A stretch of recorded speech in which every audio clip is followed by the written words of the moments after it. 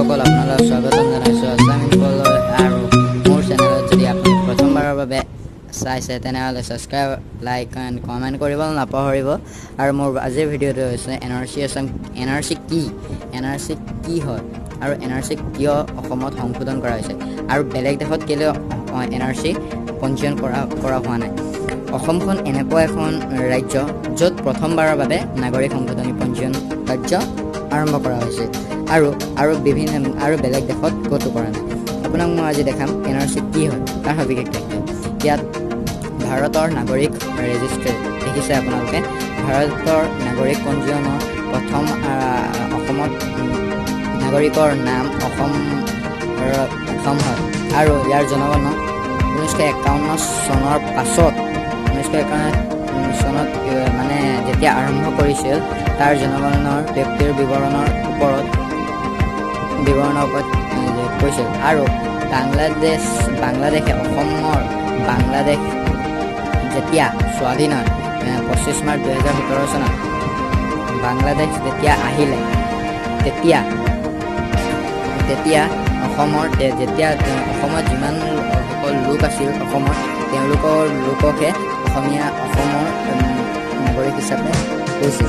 আৰু কালক্ৰমত ৰাষ্ট্ৰীয় নাগৰিক ৰেজিষ্টাৰ প্ৰথমত 1951 চনত হৈছিল আৰু তাৰপিছত 1979 চনত অখিল আছাম ছাত্ৰ সংঘ আছুৰ দ্বাৰা অবৈধ অপ্ৰবাস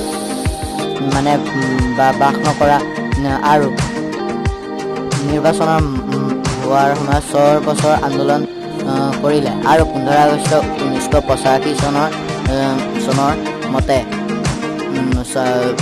বুজাবুজিৰ মতে ৭ আখৰ অখিল অসম ছাত্ৰ সংঘৰ দ্বাৰা শান্ত হ'ল। আৰু তাৰপিছত 2013 চনত আকৌ আৰম্ভ হ'ল আৰু 2015 চনত অসম ৰাজ্যত আবেদন আমন্ত্ৰিত কৰিলে আৰু 31 ডিচেম্বৰ 2017 অসম চৰকাৰৰ দ্বাৰা ভাৰতীয় ৰাষ্ট্ৰীয় নাগৰিক ৰেজিষ্ট্ৰেশ্যন NRC আৰম্ভ হ'ল। NRC প্ৰথম ভাৰতৰ নাগৰিক প্ৰদান কৰিবলৈ 3.29 কোটি আবেদন প্ৰাপ্ত হ'ল। ইয়াৰ ভিতৰত 1.9 কোটি টকা 9 কোটি লোকৰহে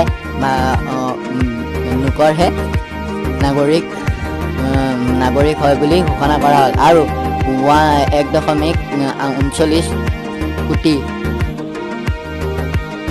কোটিৰ মানুহৰ চলি আছে। এই মানুহৰ 31 আগষ্ট ইমান কোটি মানুহৰ 31 আগষ্ট 2019 তাৰিখে ইয়াৰ ফলাফল ঘোষণা কৰিব। যদি ভিডিঅ'টো চাই ভাল লাগে তেন্তে লাইক কমেণ্ট আৰু ছাবস্ক্ৰাইব কৰিব নাপাহৰিব। আৰু মই NRC বিষয়ে সবিশেষ তথ্য কিছু কম পৰিমাণ হ'লেও তথ্যটো দিবলৈ সক্ষম হৈছোঁ।